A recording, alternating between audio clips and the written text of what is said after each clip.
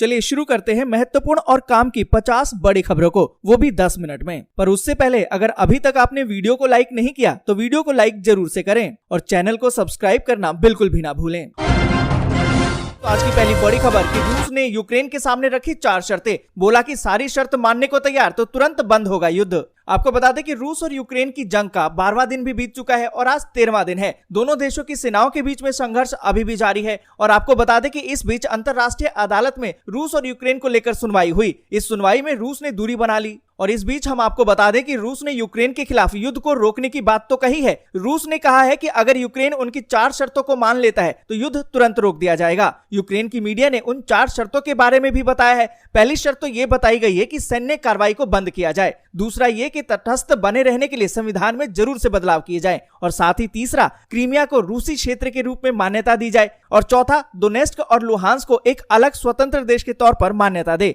अब देखना यह होगा कि क्या यूक्रेन इन चारों शर्तों को मानता है, क्या युद्ध पे विराम लग जाएगा, यानी कि क्या युद्ध रुक जाएगा। और इन सब के बीच दोस्तों अगली बड़ी खबर कि रूस पर और प्रतिबंध लगाने की तैयारी। आपको बता दें कि रूस पर अमेरिका और कड़े प्रतिबंध लगाने की तैयारी कर रहा है। पूर्वी यूरोप की न्यूज एजेंसी ने बताया है कि अमेरिकी सदन में एक खास बिल लाने की तैयारी चल रही है जिसमें रूस से ऑयल और एनर्जी प्रोडक्ट्स के इंपोर्ट पर प्रतिबंध लग जाएगा।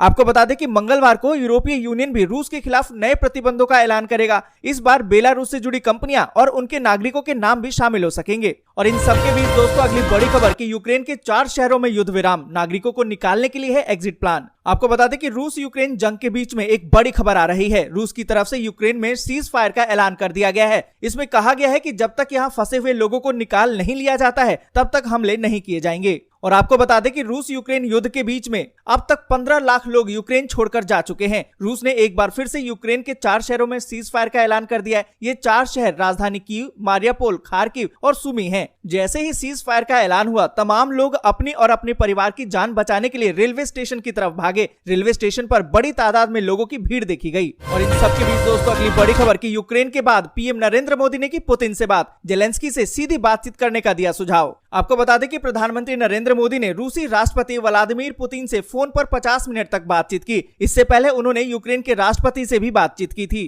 पीएम ने पुतिन से यूक्रेन में बिगड़ते हालात पर चर्चा की और आपको बता दें कि प्रधानमंत्री नरेंद्र मोदी ने राष्ट्रपति पुतिन से आग्रह किया है कि वे अपनी टीमों के बीच चल रही बातचीत के अलावा यूक्रेन के राष्ट्रपति जेलेंस्की के साथ सीधी बातचीत करें। पीएम मोदी ने सुमी सहित यूक्रेन के कुछ हिस्सों में संघर्ष विराम और मानवीय गलियारों की स्थापना करने की घोषणा की सराहना की है। और इन सबके बीच दोस्तों अगली बड़ी खबर कि ब्रिटिश, कनाडा और नीदरलैंड के प्रधानमंत्रियों की बैठक रूस को घेरने की तैयारी शुरू। आपको बता दें कि ब्रिटेन के प्रधानमंत्री बोरिस जॉनसन ने सोमवार को लंदन के डाउनिंग स्ट्रीट में यूक्रेन संकट के बीच कनाडा के प्रधानमंत्री जस्टिन ट्रूडो और डच प्रधानमंत्री मार्क रूट से मिले। माना तो ये जा रहा है कि यूक्रेन के लिए व्यवहारिक समर्थन और रूस के खिलाफ वैश्विक गठजोड़ की शुरुआत है। और इन सभी के बीच दोस्तों अगली बड़ी खबर कि यूपी में बीजेपी को पूर्ण बहुमत, पंजाब में आम आदमी पार्टी की सरकार, एग्जिट पोल में किया गया दावा। आपको बता दें कि 5 राज्यों यूपी, पंजाब, उत्तराखंड, गोवा और मणिपुर में चुनाव संपन्न हो चुके हैं। नतीजे 10 मार्च को आएंगे, पर उससे पहले एग्जिट पोल के नतीजे आ चुके हैं। और एग्जिट पोल की माने तो उत्तर प्रदेश में बीजेपी गठबंधन को 2/3 बहुमत से सरकार बनाते नजर आ रही है।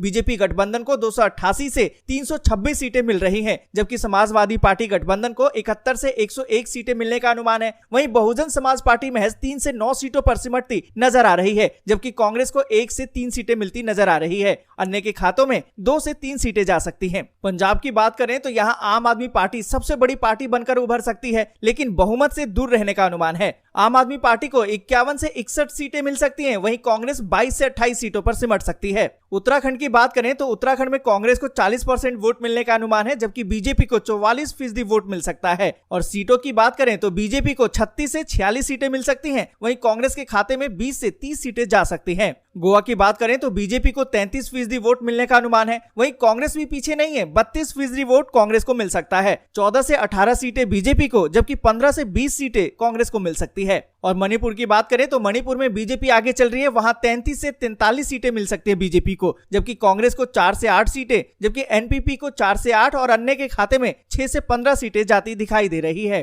और इसी के साथ दोस्तों अगली बड़ी खबर कि अखिलेश यादव ने फिर किया 300 सीटें जीतने का दावा। आपको बता दें कि उत्तर प्रदेश में 7वें और अंतिम चरण के लिए मतदान हो चुका है। राज्य के 9 जिलों की 54 सीटों पर मतदान हो चुका है। इन सब के बीच समाजवादी पार्टी के अध्यक्ष अखिलेश यादव ने एक बार फिर से गठबंधन को 300 सीटें मिलने का का दावा किया है। उन्होंने कहा कि जनता इस बार डबल इंजन की सरकार को पटरियों से उखाड़ने के लिए तैयार है और कम से कम 300 सीटें सपा गठबंधन जीतेगा।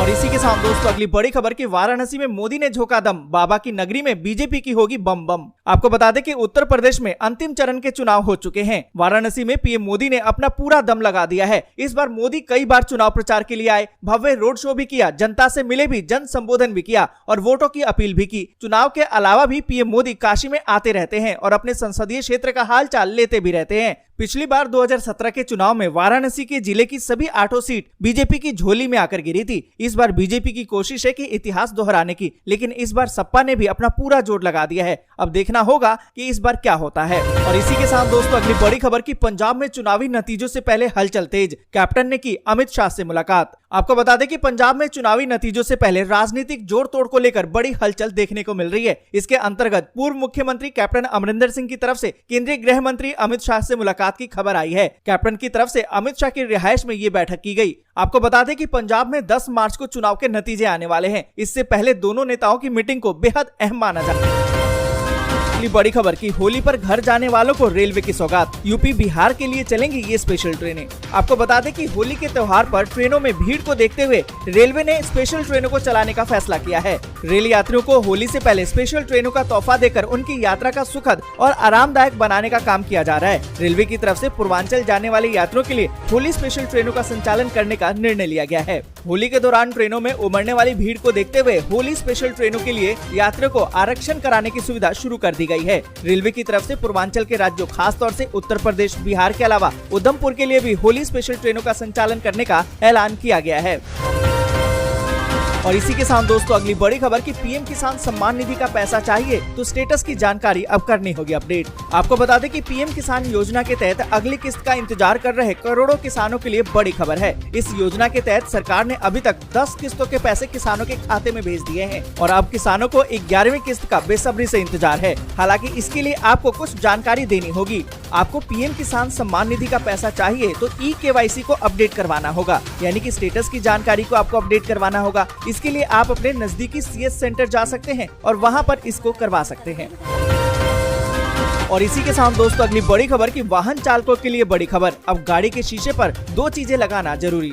यहाँ पर आपको बता दें कि वाहन चालकों के लिए जरूरी खबर है। अब वाहनों के विंड स्क्रीन पर फिटनेस प्रमाण पत्र और मोटर वाहन पंजीकरण का चिन्ह दिखाना अनिवार्य हो गया है। सड़क परिवहन और राजमार्ग मंत्रालय ने गुरुवार को ही एक मसौदा यानी कि अधिसूचना जारी कर दिया है और जानकारी दी है नियमों का उल्लंघन करने पर कार्रवाई हो सकती है। इस प्रकार जितनी जल्दी हो सके अपने वाहन के अगले शीशे पर दोनों जानकारियाँ दर्ज करवा लीजिए। और इसी के साथ दोस्तों अगली बड़ी खबर की केंद्रीय कर्मचारियों के लिए बड़ी खुशखबरी, मोदी सरकार एक साथ दे सकती है 18 महीने का DA एरियर। आपको बता दें कि केंद्रीय कर्मचारियों को जल्द ही बड़ी सौगात केंद्र सरकार दे सकती है। माना तो ये जा रहा है कि केंद्र सरकार इन कर्मचारियों के 18 महीने के पेंडिंग DA को जल्द ही क्लियर करने वाली है। तो आज के लिए बस यहीं तक। जय हिंद, जय भारत।